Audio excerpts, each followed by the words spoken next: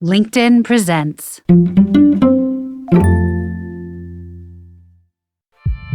I'm Rufus Griscom, and this is The Next Big Idea. Today, a masterclass in building careers, companies, and products.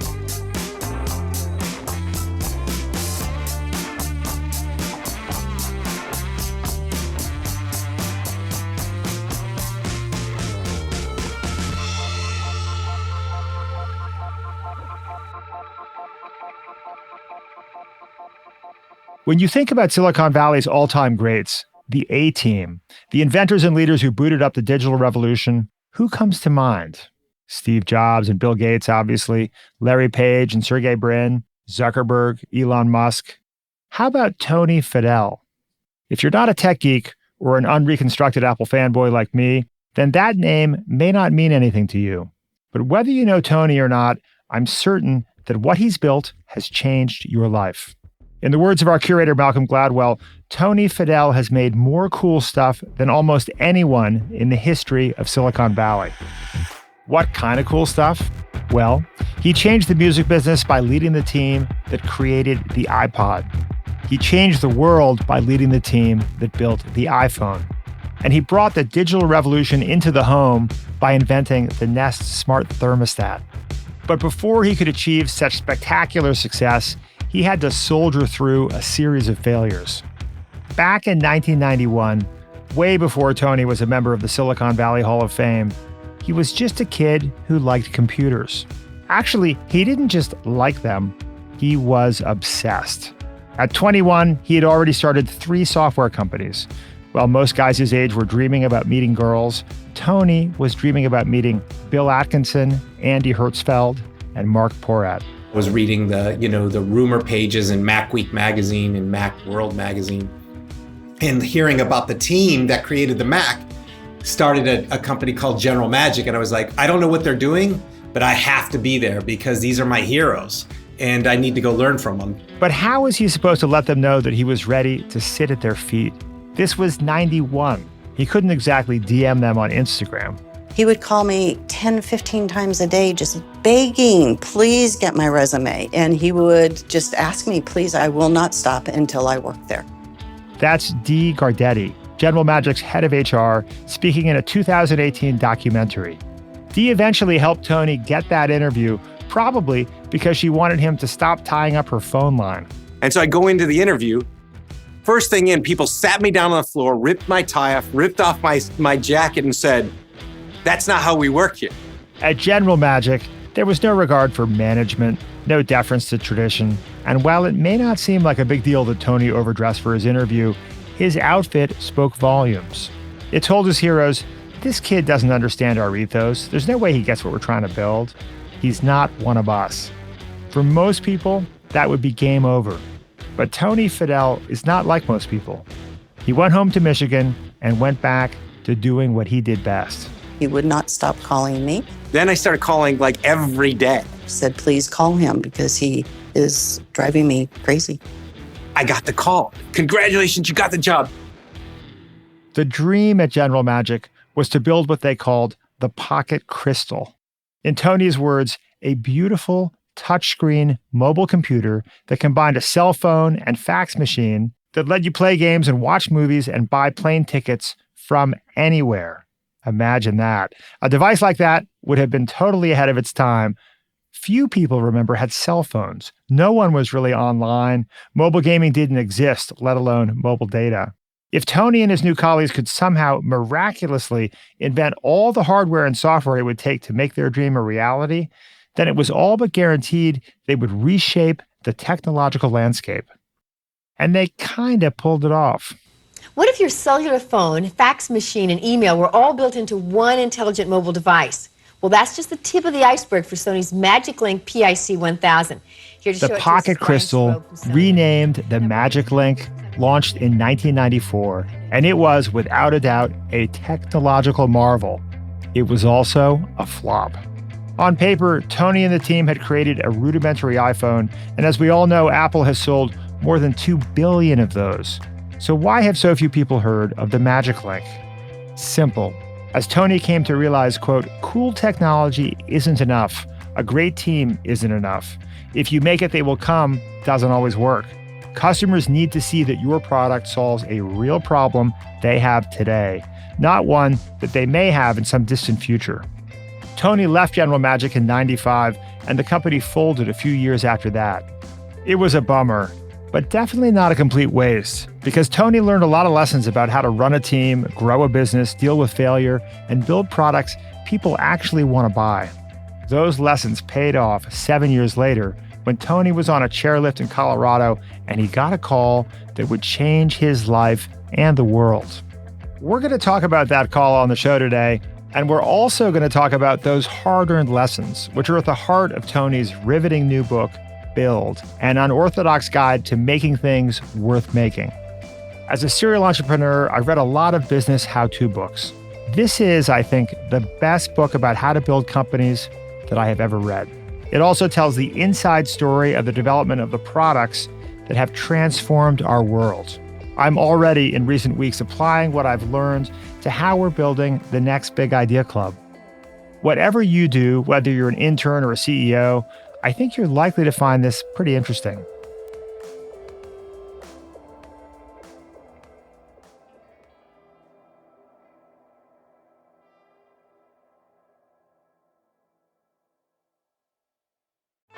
The Anxious Achiever is the podcast about your mental health and your work, where leaders from top companies, entrepreneurs, athletes, celebrities, and leading experts share how they've managed through anxiety, depression, and other mental health challenges, and how they've become better leaders in the process. You'll laugh, you'll cry, you'll feel seen, and you'll learn great tools and skills. And I guarantee you're gonna look at leadership in a new way. Come find out why we won the Mental Health America 2023 Media Award. Get The Anxious Achiever wherever you find your podcasts.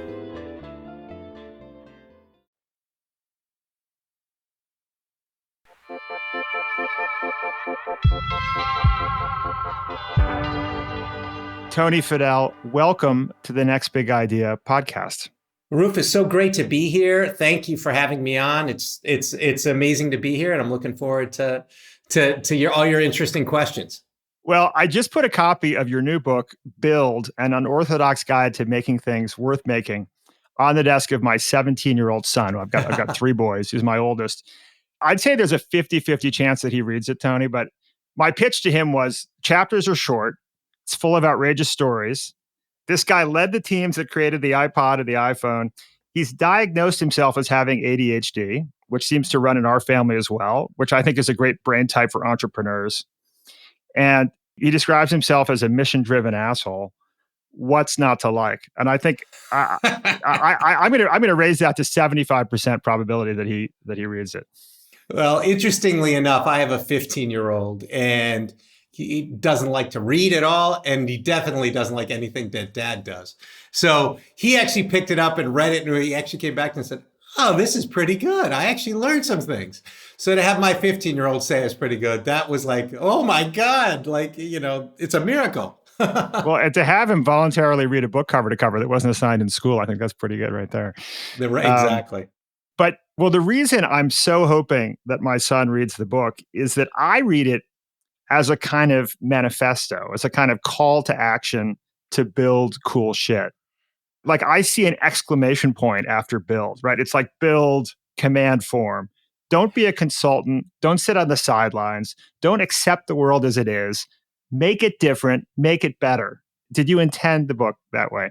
Absolutely. The whole goal was to write a book that if I was 20 years old, what would I want to read? What were the things that I've learned over the last 35 years that I would want to learn from? Who would be my mentor when I was 20 again to teach me these things? And so the only reason why, I'm here talking to you now is because I had mentors along the route who helped me to process all the noise of the world. Like, should I be making this hiring decision, or should I be making this funding decision, or this product decision, whatever it was. And I had great mentors around me who helped to frame these decisions in very easy to understand terms, getting rid of all that noise of complexity and going, this is simply what we're trying to do here. And then when you see it through those eyes and you see it so simply, you're like, oh yeah, now I know what to do. And so what I find is that most of the time, when I speak to all these entrepreneurs is they usually have the right gut. They usually have the right instinct, but they need somebody around them who's been through it, who's been experienced to validate them. And once they get their idea or their decision validated or possible decision validated, then they're like, run for it. And they build that internal confidence into their gut over time. Now, obviously, there's new experiences, things of that nature that a mentor could help with. But over time, the way you learn is through mentors. And so in this book, it's honoring my mentors. I'm trying to honor the things that I learned from them, as well as what I've learned since then, and putting it together in one book to allow people to get at least a first order view of how to build yourself, your career, a product, a team, a company, and everything in between. And really just trying to give back and honor the mentors who passed on, my mentors who passed on. And so the kind of application for young folks is pick a field that lights you up, figure out who your heroes are. And then I love this advice you share, which is to be insanely persistent in pursuing them and getting your foot in the door. And now you've become someone who is a hero to many, many people. And there are lots of people who are insanely persistent at trying to get access to you, right? Absolutely. Absolutely. And you respect that, right? And you have some advice for how to do that well. Oh, yeah, absolutely. As you said, you got to pick something that you really want to learn. Whether you're younger or older, always go into whatever you're going to do with what am I going to learn? Not how much money am I going to make? What title am I going to get? First and foremost, what am I going to learn? Because that's going to make you the best. And you definitely need to do that after getting out of college because you really don't know anything about life or the working world, even if you're interned. So you need to go find that out, but go work on things that really are engaging and that you're curious about. Then from there, then be relentless. Be relentless in a smart way. And what I was doing was I was showing what value I could bring. So I was showing the things that I was programming at the time. I was trying to show like I have this startup and I did this hardware and then I did this software and I raised money and so trying to show them I'm just not some kid off the street, but somebody who's really capable and I want to learn. So it was really just laying that out and being persistent in a positive way. And you say be persistent and be helpful. And I think you see people executing this with you as the recipient, that when you have people who come with good ideas, useful information, interesting articles, comments, questions, that a combination of persistence and being helpful and useful and curious and engaged. Yeah, it can't be a one-way street. You're absolutely right. It can't be a one-way street. It's like, I'm here, now give me something. No. You have to give them something. You have to give something for them, not just about yourself, but something that might be of value to them, or at least show how you think and what can be different. So to me, it's always reciprocal, right? You need to make sure that you're building a relationship and it's not just hire me, right? And you got to build up a relationship over time. A lot of these companies, especially when they're small, General Magic, I was like employee 29 or 30, they were tiny and they were very secretive. And you had to build a relationship so they get to know you and they know that you're really serious. And this was over a 6-month, 7th month kind of from first contact.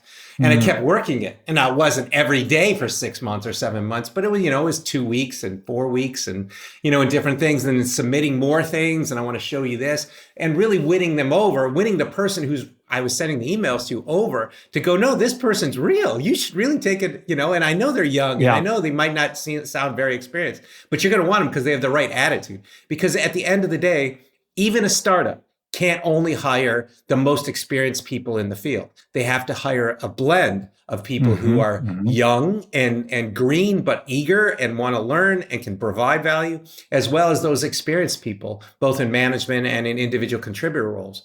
And you need everybody in between to make these things go. And, especially people when they're younger can do those nights and weekends or those long hours sometimes to make sure it gets, across the line. So all of those things count, and you should just be persistent, but make sure you're building a relationship over time, not just a transaction in a week. So you worked your ass off at General Magic, and this is the legendary electronics company that helped develop the USB and touchscreen. Yeah, and it was the iPhone 15 years too early. Right. The iPhone 15 years too early. Yes. And I love your line, by the way, you in the opening pages of the book. I tried to build the iPhone twice. Everybody knows about the second time, the time we succeeded. Few people know about the first. Yeah. right? Because Yeah. we tend to, in our sort of cultural histories, we tend to edit out the failures, right? For sure. And in Build, I try to go through a lot of failure. Like Build is not just this all glossy, like trying to be an autobiography. It's definitely not trying to do that. It's going over all the failures more so than the successes. I love that, and actually, and to such an extent that you actually have the end pages of the book in this with the walking lemon From General Magic. from General Magic, which was a failed feature, right? And then you have It was an early emoji, actually. Okay, right, exactly. It was an early emoji, and then your line is "Do, fail, learn," and this is in the on the end pages of the book, which reminds me of the Beckett line: "Try again, fail better." Right. But this Yep. is it. But this is about, because probably when people think about people think about the incredible story of Tony Fadell, what they think of is iPod, iPhone, Nest thermostats, just juggernaut of success. Right. Right. Right. And Exactly. it's only, it takes a book like this to really surface for people the fact that, like, there was a huge amount of banging your head against the wall, huge amount of trial and error. For 10 to 15 years to get there, right? And it was learning, right? It was do, fail, learn. It was learn, learn, learn. And then ultimately everything fell in my lap when I was 31, but it was 14, 15 years of failure. Not everybody is 20 something and they build $1 billion company. Like most people, most successful entrepreneurs aren't successful until after they failed a long time and they're in their mid to late 30s is when, the typical average successful entrepreneur is actually created. Right. And that does strike me as a really important kind of correction of the perception, right? Because people love the stories of Bill Gates and Zuckerberg Kid founders. dropping out of college and like bumping into $1 billion product like a drunk walks into a lamppost, right? It's just this like incredible precocious success, but it's actually atypical, right? It's a selection bias around the kind of stories we choose to tell. Absolutely. And lightning strikes too, and you get lucky, right? You have to be the right place, right time and everything. And I don't want to, take any credit away from them. They did build these businesses when they were young and they were crafty and they got probably the right mentors around them and they learned a lot and they probably made a lot of mistakes. But most people who are successful entrepreneurs are not until they're in their late 30s and early 40s, and regardless of gender or place in the world. So it's just, think about it. Our brain doesn't get fully formed till we're 25, right? Yeah, so if you're 21, 22, like most people don't have the full brain. And I don't even think Zuckerberg or Gates did at the time because it's just human development. And they got a lot of luck and they were able to put the pieces together. And a lot of times they had a family member or somebody around who really knew some of this stuff and could advise them properly, right? So but no, I don't want to take any credit away from them because those were definitely successes. Yeah. But to some degree, when you figure out how to do everything wrong before you figure out how to do everything right? Because there are some advantages to that because you think of, and not to, obviously, Zuckerberg's gotten a hard time in recent years, for the evolution of Facebook, not to point any fingers, but to some degree, well, he was at the helm, or he is. He was at the helm. So, he was at the helm. We have to point some fingers. Yes, but anyways, moving on. I think that's legit. I do. I think it's legit. I don't want to put words in your mouth, but it seems to me that the downside of stumbling into insane success when you're in your early mid-20s and thinking that it was all you're doing, opposed to some degree of luck and good timing, is that you might not develop the humility that otherwise you develop. And I think part of the amazing thing about Steve Jobs' story is that he had early success, but then he encountered a lot of humility, and then he came back. And it seems to me that through this humility and realizing how much has to come together to build these incredible companies, incredible products, how much has to align, how many different talented people and historical timing. Don't you think that humility is important? Oh, it's incredibly important because I remember when I was at General Magic and I was like, I'm here with the Mac team and we're going to make this. And all the press was saying how we're going to trump, Microsoft, and we are the hottest ticket in Silicon Valley, blah, blah, blah, blah, blah. And so you get this and you start going, you start believing it, right? And then the failure hits and it really hurts.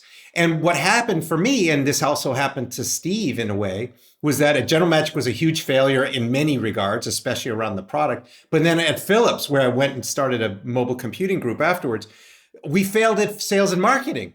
And I didn't know anything really about doing that. And then you fail, like, so each time you have to fail at different new subjects, right? So you can get to really learn them. And if you look at Steve, he went from the success of Apple, from the Mac, it was a marginal success. It was an amazing critical success, but a business success, it took a while to get to. But then he went and did Next.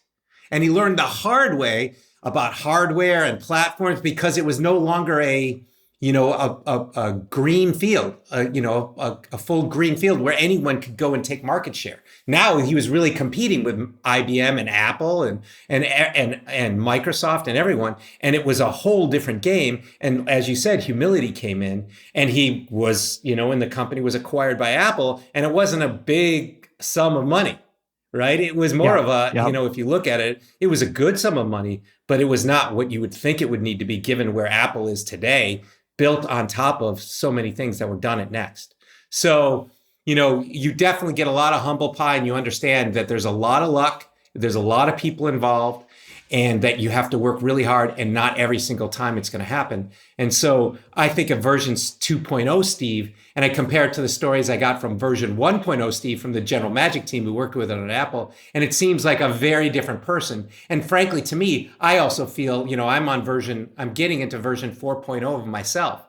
But between that first decade in Silicon Valley in the 90s with General Magic and Philips, and then the next one with Apple, and then the next one after that with Nest, each of those were different versions of myself that I've learned and upgraded, so to speak, over time. Yeah. And I think that's something that's often underappreciated about Jobs, is people see him as this sort of like singular, sort of fiery, cantankerous personality. And I don't know that the degree to which he evolved and changed is fully appreciated. He was much more mission driven than ego driven. You may need a little background on Tony's taxonomy of assholes. He says that throughout your career, you're bound to encounter some real jerks. They're usually men, and they come in 4 flavors. First, there are political assholes. These are the people who, quote, master the art of corporate politics and then do nothing but take credit for everyone else's work. Next, there are controlling assholes. They micromanage, they strangle creativity and joy. The only ideas they like are their own, and they never give anyone credit for their work. Third, we have assholes. Pretty self-explanatory. They're just sucky, insecure jerks who everyone hates. And then finally, there are mission-driven assholes, like Steve Jobs. They're passionate, they speak their mind, they may not always be easygoing, but at least they care. They're willing to give credit where it's due and praise when it's earned. If you've ever worked for a mission-driven asshole, chances are you grudgingly respected them because despite their flaws, they push you to do the best work of your life. Tony, he's a mission-driven asshole. And this happened to me as well, is at the beginning of my career. I'm like, you're ego-driven. I gotta prove myself, right? And so you're going to really work hard to prove yourself. But then over time, you figure out it's about the team. It's about the mission. It's about all these other things. Yes. And when you go through enough of these failures, you understand everybody's got to work together. Yeah. You start changing your point of view on the world, on your team, and understanding that we're not making, and this happened at General Magic, this happened with the Apple II. Mm-hmm. We weren't making geek products for other geeks. We had to start making real products for real consumers and be very empathetic with what their problems were, not necessarily take their ideas, but really try to understand their insights and deliver them something that was a painkiller and a superpower at the same time. And it takes you going through those phases. And that's how he got to the Mac, right? He's like, oh my God, all these people are having problems. And it was geeks for geeks' sake on Apple II. But Mac was built for the rest of us, as was in the advertising line. I think a lot of engineers and people in the tech world have to go through, stop trying to impress your teammate, the other geek on the team. Remember, you're in service of the end customer, and you need to make it such complicated technology so simple that it turns into a superpower, and the customers rave about you and their great word of mouth marketing because you've really empathized and taken away a pain and given them something that they feel like they've never had before, and they can do 10x whatever it is better than they could before. This to me was one of the biggest takeaways for me as somebody now building company number 4 is what you've learned about the importance of all these different pieces of the building process, from the coding to the marketing to the design, needing to be HR, HR, organization. exactly, team building. Everyone has to some degree, grok all of those different functions and understand the mission. And everyone has to be a designer. Everyone has to be a marketer to some degree, right? Everybody has to understand the story. That all this stuff, you can't keep all your peas and mashed potatoes entirely separate here. You've got to bring it all together. Yeah, I hear a lot of times about engineering-led organizations or marketing-led organizations or sales-led organizations. At the end of the day, it's the customer who wins and the customer-led organization. And you need to have functions like product marketing and all of it, and everybody's in service of the customer. It's not just, we have a rocket science engineer over here, and we're going to just listen to them. A lot of companies fall into that trap, and a lot of people like in the sales organization, well, we're engineering-led, they're never going to listen to us. That's not the right attitude to take. What you need to do is you need to make sure you have product marketing there. That's the voice of the customer. And there's many customers, and making sure that you have some really good place that is a neutral ground where you're discussing all these topics and understanding it's for the customer, not sales versus engineering or legal versus marketing or something like that. And you say that though there are many customers, you've got to focus on one, right? You have to choose your customer. Absolutely. You can only have one customer. You hear all of these, oh, well, we're going to be B2C. We're going to be B2B. We're going to do all of these things. And when I see plans like that come across my inbox, I'm like, I always ask them, what do you want to be when you grow up? Because you can't be both. Because it is truly a schizophrenic company to serve a B2B market with a B2C team or vice versa. And it's very different ways you design and develop and even market the products, sell the products. And you have to really pick only one customer who you're focusing on. You really have to know what organization you're building from the outset, because they're two very different things depending on the type of customer, that ultimate customer you're serving. Coming up after the break, Tony gets a phone call that changes his life and the world.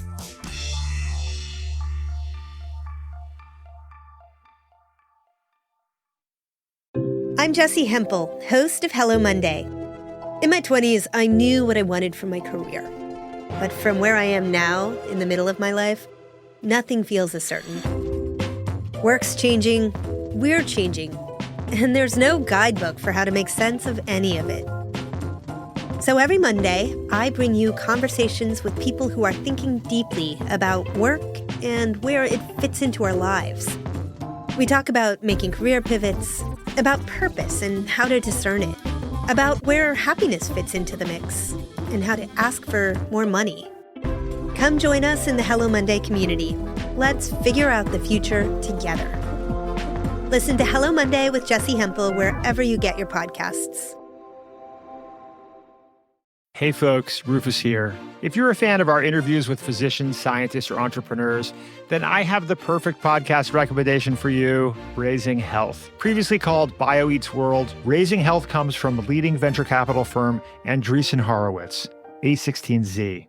Each episode, Raising Health dives deep into the heart of healthcare, biotech, and AI with A16Z general partners. Along the way, they explore the real challenges and opportunities in health and biotech entrepreneurship. Not to mention, you'll hear raw insights and actionable advice from notable guests like Omada CEO and co-founder Sean Duffy, and AI expert and In-Sitro CEO Daphne Kohler. Don't miss out. Follow Raising Health wherever you get your podcasts.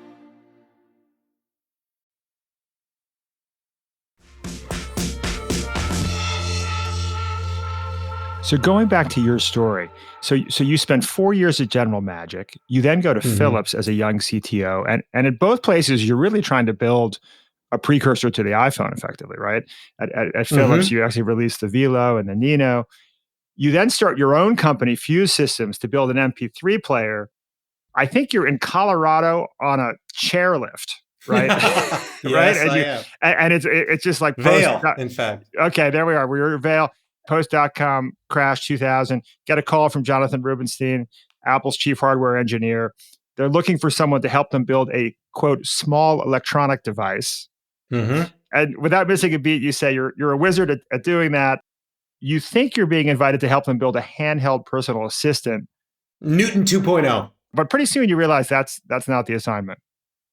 Yeah, I understand. And like after the first 15 minutes after signing the NDA as a consultant, what they wanted, which was iTunes. How do you take iTunes on the go? Because iTunes was about 6 months old at that point. They had just purchased Jeff Robbins' company, SoundJam, and turned it into iTunes. And they wanted to get it on the go.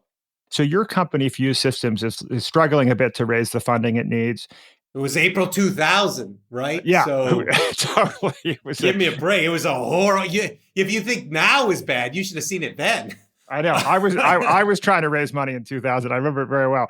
But effectively, Apple hires not just you, but your entire team to build what turned out to be the iPod. Can you tell us about that journey? Because that is just astounding. That I believe within 10 months, right, Yep. you guys actually released the first iPod.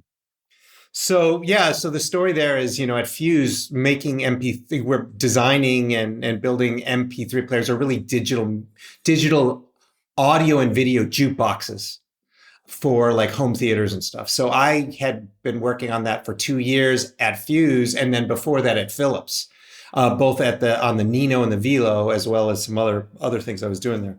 So I was well versed in it. I understood it. I was working on it. And so when Apple called, I was like, oh, okay, I just need to brush up on a couple of things and then throw together the design in literally 6 weeks, because I was already up to speed on many things, not everything, but many things. And 6 weeks from that was the beginning of late January, early February, until the 3rd or 4th week of March was the first pitch to Steve of what would become the iPod. Mm-hmm. And he green-lighted it there, to move forward to the next phase, not necessarily shipping it, but what's the next phase? And I signed on as an employee in the middle of April. Second day I was at Apple as a full-time employee, I was on a plane to Taiwan to find a manufacturer for the iPod. So it was all these things were lining up, and because I had built devices before, and we used some of my contacts, and we were able to land the right partner for manufacturing and some design. I could bring some people from my Fuse team, and then had to hire lots of people either from General Magic or Philips or otherwise, because I couldn't really hire anybody from inside Apple because they were all focused on the Mac at the time. So had to build the team from scratch. And then we also took a big license and ultimately bought the software that was Pixo, which was the not operating system, but the user interface for the iPod. So all of that stuff came together, and we had this, team of 30 people, maybe 35, depending on how you count it. And we worked night and day and night with the Pixo guys, as well as the Portal Player guys who were making the chipset, and threw it together and launched it. So literally from, go, which was the end of March, till the end of October was the development time. And we even had 9/11 in the middle of it. So that was also a harrowing situation. That's insane. It's so incredible. I remember the first time I saw the first iPod. It was coincidentally on a chairlift. And a buddy of mine pulled this thing out, and he was like, "Spin the wheel," and was it the mechanical wheel? Was it the first gen? Oh yeah. I still have it. I still have it. I'm getting goosebumps right now, Tony. I have much to my wife's dismay. I have a bookshelf with all my favorite historical electronic devices. I've got the 1970s Mattel electronic football game. Remember that? Yeah. Mattel 1 or Mattel Football 1 or Football 2? I think it was 1. The green one or the beige one? Oh, beige. It was beige. Oh, okay. So you have the very first one. Good. Yeah. Yeah. So all my buddies had. We were obsessed with that. Roughly the size of an iPod, right? Yeah. And then the Newton, the Palm Pilot, the Trio, the first iPod, first iPhone. So I have them all on a shelf. My wife is like, "What are you doing with it?" But the rotating. I mean, a lot of listeners probably wouldn't remember this, but the first iPod had a physically rotating disc. Mm-hmm. And the only problem, of course, is that if you took it to the beach, you could get a grain of sand under it. Yeah. But I was kind of heartbroken when it went on to a touch. Yeah, click wheel. Click wheel. Click wheel. Yeah. But it was such a simple device, right? I mean, there are limited times in history when you can have just so much simplicity, 1,000 songs in your pocket, and it just took off. And meanwhile, you'd spent 10 years trying to build similar products, trying to get them to take off. Do you think how much of this was team? How much of it was historical timing? How much of it was simplicity? Like, how do you explain what came together there? One thing was, over the years, especially from General Magic time, I learned that we can't just invent technology we'd like to have and it just shows up. Sometimes you have to wait for the technology, right? So your timing is about technology intersection. So sometimes there's lots of great ideas, like the iPhone we were doing at General Magic, but we didn't have the internet. We didn't have Wi-Fi. We didn't have cell phones, really. Most people didn't even have cell phones, let alone mobile data, right? Nobody knew about messaging or email really at the time, or downloadable games and these things. So the other thing is, one is understanding the technology that's right, but also, are people in the right frame of mind socially, like the zeitgeist? Are they willing to, and do they understand the pain you're trying to solve? And in the case of General Magic, we didn't have the technology and no one understood the pain we were trying to solve. It was geeks solving for geeks. So when the iPod showed up, I was like, wait a second. I know about MP3. Okay, we know that. The iTunes was already happening. Okay, yeah. MP3, yes, I know that. That's going to work. Oh, there are chipsets. Hopefully there's going to be portable chipsets. So I have to go look for portable chipsets, or somebody working on it. I found one company, like I said, Portal Player, that had exactly the perfect thing. They weren't even making portable MP3 players for it. I had to get them to move it and change it. They were making kind of rack mount MP3 players. So we had to change that. And then at the same time, I was like, and people need 1,000 songs in their pocket, right? They really want that. I know it because I wanted it because I was a DJ and I was lugging thousands of CDs between gigs. In those books, we had those big, like, encyclopedic books with CDs in them. Remember that? And they're very heavy, right? So all of that stuff came together, and I was like, oh my God, this can actually occur. And my biggest thing, like from a technical perspective, I knew how to build it, all that stuff. The issue that I had, and the one thing I went to Steve, and this is what I learned at Philips, is, Steve, I know we can build this, but are you going to be able to sell and market it? Because I had been at Philips and there was a disaster. They could just sell TVs and DVD players, and because no one was getting a bonus for selling a Velo or a Nino. And so I was like, Steve, and nobody would give us the marketing dollars to really market it right. And I said, Steve, I can build this thing. We can build this, not a problem. But what are you going to do to sell and market it? And he literally said, and this was just before I accepted the job, he said, I will dedicate minimally 2 quarters, full quarters, with no marketing dollars or anything for the Mac or any of the other products. We will only focus on iPod. And if it goes well, I'll keep it focused that way for at least 4 quarters or longer. And that's what happened. So I knew that I thought society was right, the technology was right, and Toshiba had just shown at a Japanese tech fair the hard drive. So we even had the storage. I had the chipset, knew all the other pieces. I was like, we can do this. And he said, I'll do the sales and marketing right. And I was like, okay, now it's time. And that's really what all those pieces had to come together. And I wouldn't have known those pieces unless I had all those failures that decade before and even previous to that. Building a game-changing product isn't only about technical innovation. It's about storytelling. Think about General Magic's Magic Link. Why did it fail? Because it didn't solve a real customer problem. It didn't have a great why. Tony says you need to explain why this thing exists, why it matters, why people need it, before you focus on the what, the features, the design, that sort of thing. This is storytelling, and Steve Jobs was a master at it. For months and months during product development, Steve would workshop the product story with friends, family, colleagues, getting feedback, refining, revising. Before he told you what a product did, Tony says, Steve always took the time to explain why you needed it. Music's a part of everyone's life. Everyone. Music's been around forever. It will always be around. This is not a speculative market. And because it's a part of everyone's life, it's a very large target market all around the world. It knows no boundaries. But interestingly enough, in this whole new digital music revolution, there is no market leader. That's Jobs back in 2001. He's dressed in his trademark black turtleneck and blue jeans, pacing back and forth in front of a slideshow. But this is a more humble version of the iconic Steve Jobs product announcement. Instead of some grand auditorium, it looks like he's at a college lecture hall. And the audience isn't squealing with delight. They're pretty subdued, which makes sense. Apple, back in 2001, was nothing like the company it is today. It was struggling. But that was about to change. And we are introducing a product today that takes us exactly there. And that product is called iPod.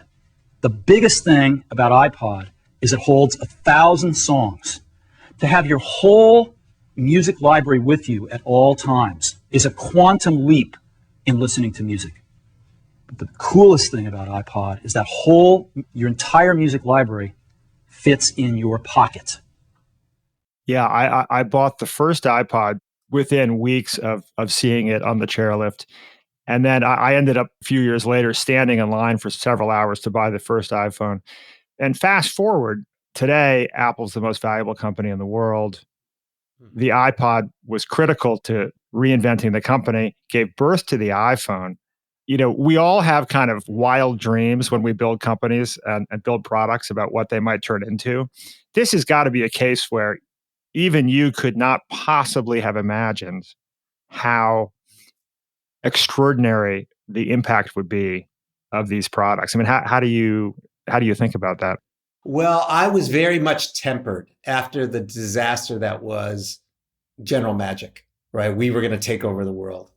And then again at Philips. So over time, you get, instead of saying we're going to take over the world, you get hopeful. You're like, I hope this is going to be a success, but I've gone through this enough. I'm going to do the best job we possibly can. I hope it's success, but I don't bet on it, right? Because you can really, if you set expectations wrong, you're like, we got to do a great job and maybe people will do it, and keep understanding we have to iterate on it till we get it right. 3 generations to really get it right, whether it's the iPhone or the iPod or anything for that matter.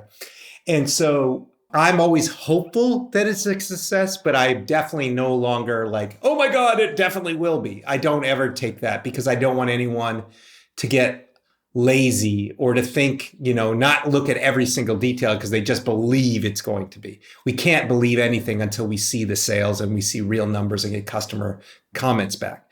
And so now looking back, right, I can say, oh yes, it was a success. It's amazing. And it's amazing to have that. But the next time you do it, the bar is even that much higher to cross, the hurdle's even that much higher to jump over because you've just done it, right? And so to do it with the iPod and then say, we're going to do it again with iPhone, and it was even a bigger market and more competition and everything, that was tough, right? And then we did it again with Nest. So, just being humble, sticking to your guns and understanding that it is not the first product that's going to be successful, but it's going to take iteration and everything else. If you stay humble like that, like we just talked about humility, then you might have a chance of success. Well, and actually, it's interesting because you don't see a lot of examples of this kind of succession of successes. And you can always say right time, right place. But I think the success of Nest really has kind of shown that you've figured out something that's replicable. Yeah, we didn't have any other competition. You think about True. You could say Google or Facebook. There were other mobile services out there at the same time as Facebook. And there were different other search engines, right? And sure, Google had some little bit of technology, but there was a lot of people. When we came out with Nest, there was nobody doing anything. The same products had been on the market for 10, 15 years. Yeah. So I think of it as a full green field again. And so when you told people, okay, I'm going to leave Apple and I'm going to reinvent the thermostat, do you get some chuckles? A lot of laughter, even from my wife going, the iPod guy can't do this. The iPhone guy can't do this. This doesn't make any sense. You got to do something cool. And I'm like, no, this is really cool.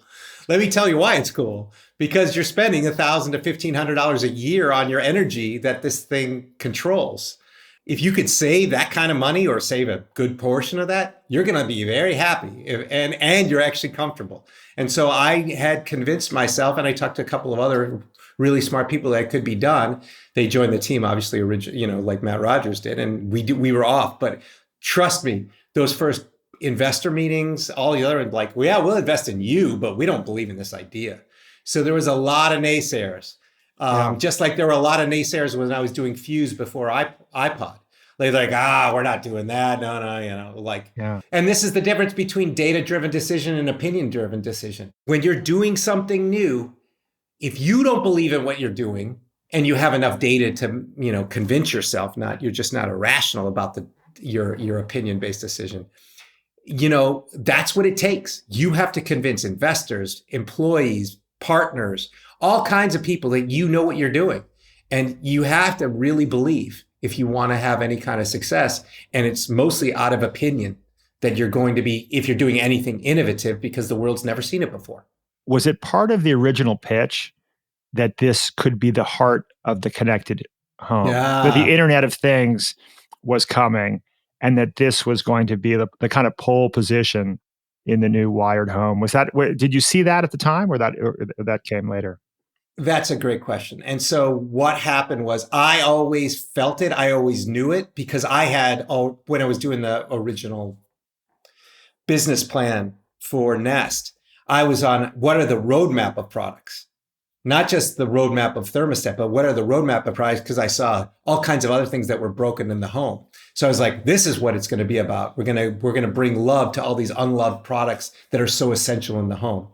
But I didn't pitch it that way because you can scare people. Because if a platform cannot exist by itself and believe people are going to just jump on your platform. You have to solve an application. You have to bring a solution. And it has to be really world-class.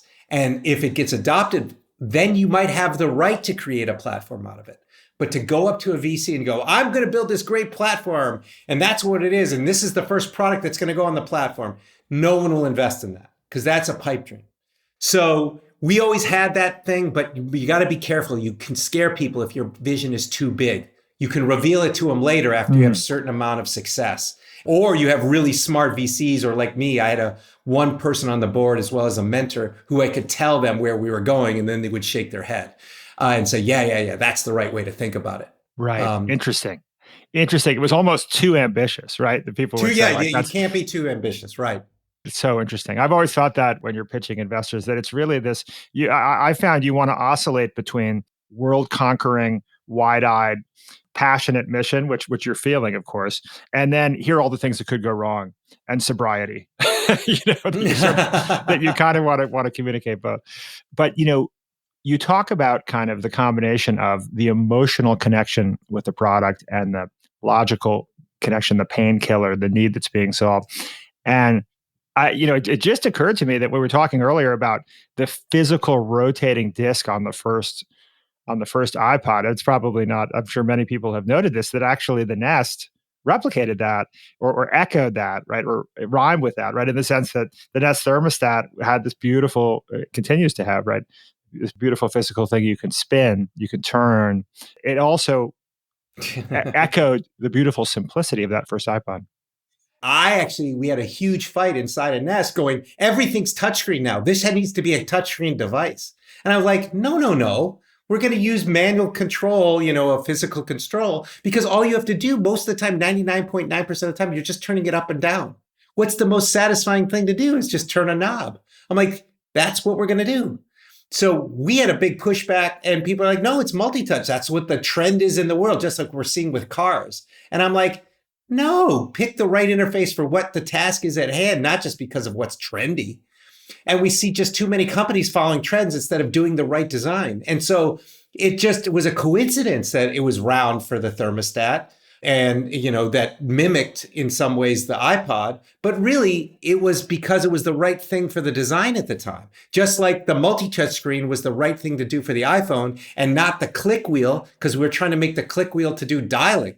And that was like going back to the old rotary dial phones. That was dumb too. We were like, at some point, this makes no sense, right? We're going backwards, not forwards.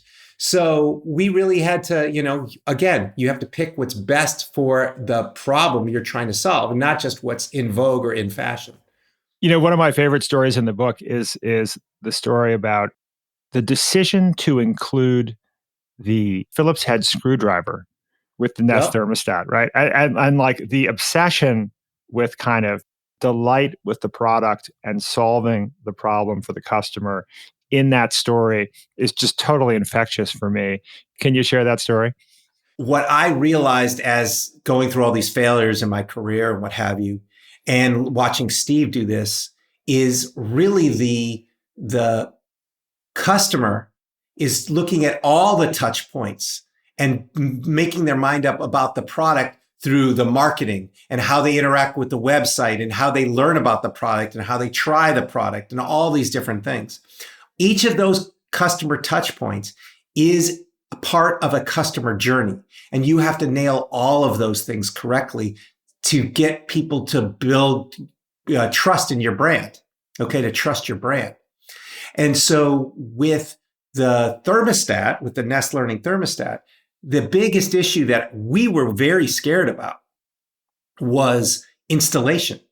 People don't install their thermostats. The only people who do that are like professionals, and then they sell you whatever they want. And I knew for a fact, and we all knew, that the number one friction point is going to be those installers. Because if the installers are asked, should I put this product in or that product in, or what do you recommend? The installers will recommend whatever they're spiffed on or whatever they get sales incentives for, which was typically Honeywell at the time, which was, for every 10 thermostats or every 20 thermostats, you got a free trip to Hawaii. We couldn't compete with that. So, and these guys would just say, I've been installing these things for 20 years. These are the things that work. You need to install this. So we were well behind the 8 ball there. So we had to make sure that the out-of-box experience and the buying experience was so credible and so trust-building that people, we hoped, would most likely install it themselves. And so my goal was to try to get to between 40 and 60% of thermostats being self-installed as opposed to with a professional. So we spent a long time working through all the details of installation, all these other things, including special connectors, all kinds of cool software ways to make it easy. And one of the other things that we needed to do was, if they're going to self-install it, many people might not have the right tools. So I said, we need to put a tool in the box. Everyone's like, everyone's got a Phillips screwdriver. I said, but not a Nest one.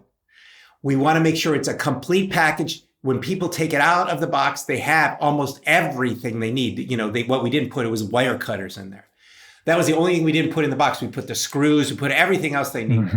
And through that screwdriver, it was people were like, oh my God, this screwdriver, they thought of everything. They put this in and this in, and people were making videos about just the screwdriver online. It was the best word of mouth ever, saying, I did this, I installed this myself, because we put that in. And when I was thinking it was between 40 and 60% in self-installing, we did such a good job that we were over 90% self-install. Wow. And the professional installers who installed it were like, this is a dream. I can go in there, charge $200 to install it, and it takes me all of 5 to 10 minutes, and I make a ton of money, right? So then that was another way of where we were earning trust of friends in the installation channel.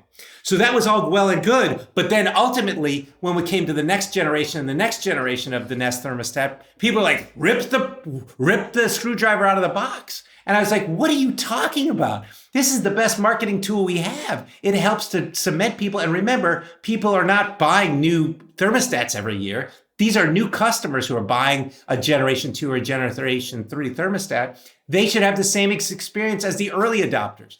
No way over my dead body are you taking the screwdriver out of the box. And guess what? Even to this day, and I'm not even at Google anymore, they still include it with the high-end thermostat is the screwdriver in the box. So it just goes to show sometimes, what seems to make logical sense doesn't make the smart emotional sense for the customer. And every customer ends up with a little beautiful Nest thermostat in their drawer, reminding them of their great experience, right? It is like this marketing Exactly. tool. They use and it was and then like, they show people. It's wonderful. And it costs what, 90 cents, a couple bucks, which was a lot, which from a margin perspective was actually very meaningful, right? Yeah, exactly. That was a half point to a point of margin. Well, you've succeeded, I think, when the changes that your products make to the world are so dramatic that people complain about them, right? And so you think about technologies that have transformed the way people live and interact and behave. I think about, the automobile, the telephone, maybe TV and radio, and the iPhone, clearly. right? It would be up there. You said in 2017 at a talk at London's Design Museum, I wake up in cold sweats every so often thinking, what did we bring into the world? Yep. How do you think about the pros and cons of the way the world's changed because of the iPhone? Well, technology is neutral. It can be used for good purposes. It can be used for bad purposes. In the case of the iPhone, it goes even further than that. When we are creators of something that's so impactful to the world, whether we are a part of the company anymore or outside of that company, if you are part of the creator, I feel a personal responsibility, and I make sure that I'm open and I talk about the unintended consequences of the product that we invented. And in this case specifically, I went on a rant about digital device addiction. And so I went after it, and a lot of people at Apple didn't like me for doing that. And especially I was an ad Apple, and they were like, "Shut up, Tony, what are you doing?" And I'm like, "No, it's an important thing. And you guys aren't listening. You're not listening to the customers. You need to do the right thing." So I went on all the TV networks. I went on podcasts all over saying it. And then 6 months later, I'm not saying I'm the only one who was saying it, but a lot of other people are saying about it. And screen time showed up on the iPhone, and then ultimately iPad and other things. So, I think it is incumbent on those people who do change the world to watch over the things that they do, and make sure that if there are unintended consequences, they speak up and they make the change if they can. In this case, I couldn't make the change, but I could try to help force a change.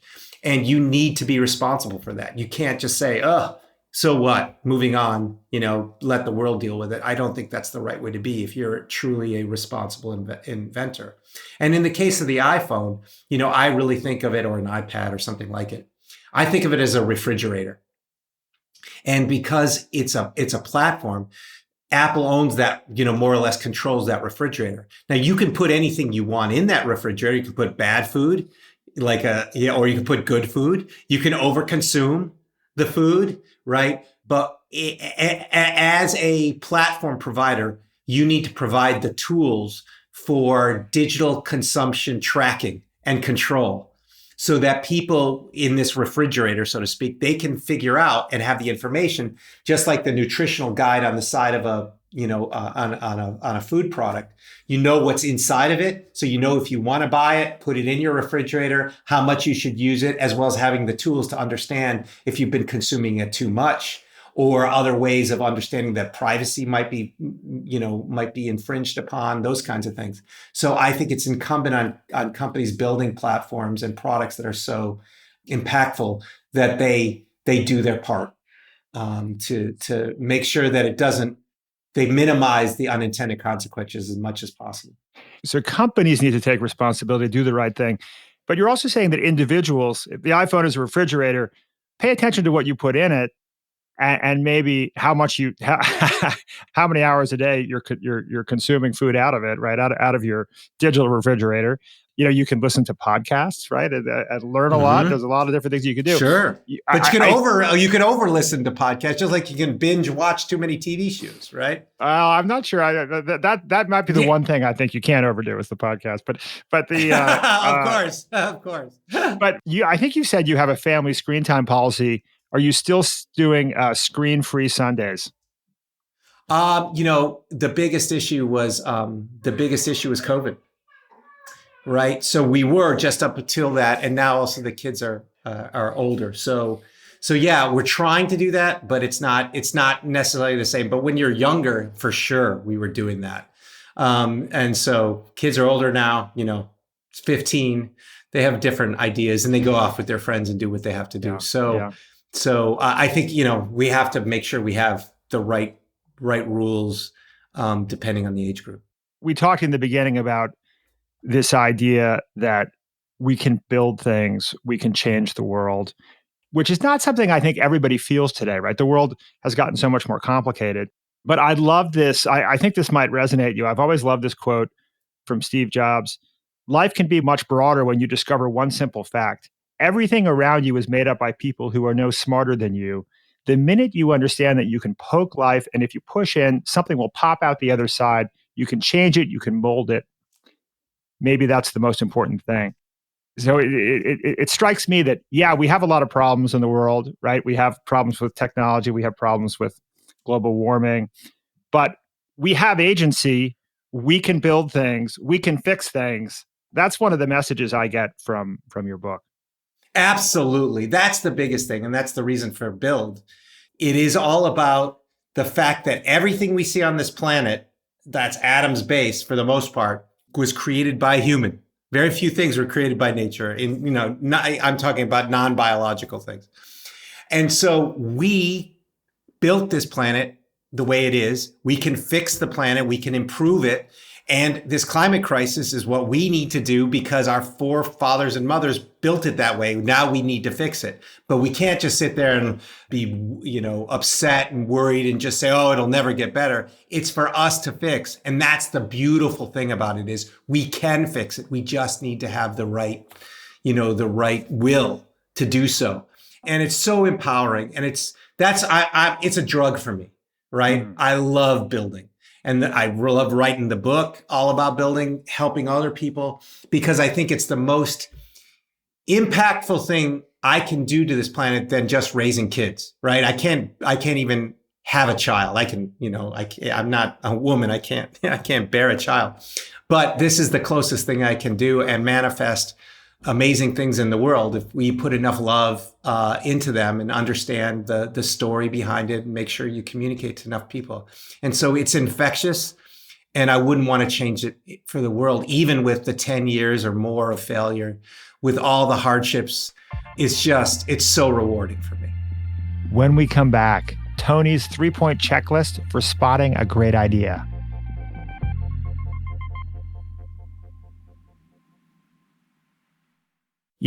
This conversation really resonates for me because we at the Next Big Idea Club are obsessed with what we put in the refrigerator that is our smartphones. The world is full of mental junk food, tantalizing, sugary content with zero nutritional value. Doesn't help you. Indeed, it often plays on your fears and insecurities. Our mission at the Next Big Idea Club is to provide for you everyday superfood for your brain. It's tasty and nutritious, snackable, a new book every single day, the very best books, the ones you need to know about, distilled down to their 5 key insights by the authors themselves. This is not repackaged. This is not processed or third hand. This is the world's leading thinkers telling you directly about how the latest insights from science and psychology and history can empower you to live a better life. Join us at nextbigideaclub.com.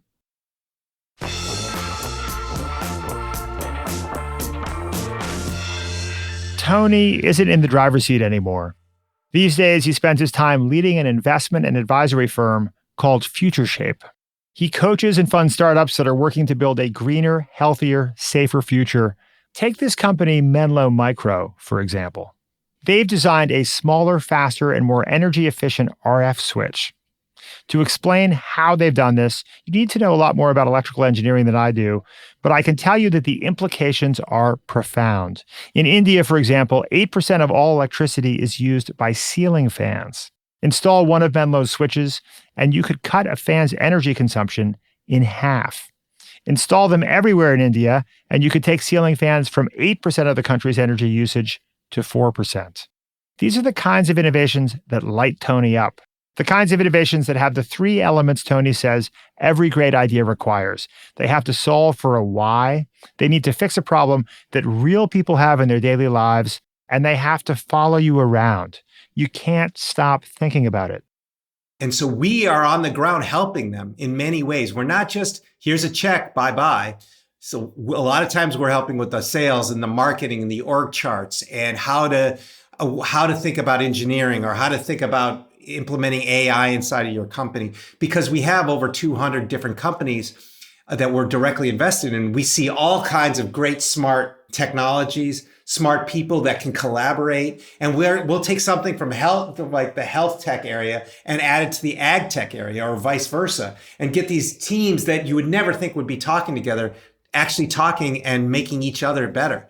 So to me, that is what's so wonderful to see, is now that, over 200 of these companies, I get to play in each of their sandboxes every day and get to be hands-on in a lot of them, depending on where they are in their gestation. So to me, it's not, it is different, but I still get the intellectual curiosity. I get learn about so many more areas from all these very, very smart people. So it's just a different point in life. And I really enjoy being a mentor, just like my mentors were for me, and like writing the book. It's such a dream to see all of these people realizing their big visions and being along for that ride and watching them grow, watching these companies grow, watching the customers come in. It's so rewarding to me. I wouldn't trade it. Okay, folks, Build, an unorthodox guide to making things worth making. Fascinating and useful. I'm giving a couple dozen copies to members of our team, to friends who want to build cool shit. Thank you, Tony Fadell, for being with us today. Rufus, thank you so much. Thanks for the insightful questions. I really enjoyed it. And I hope you and your listeners like Build and it helps you in some way.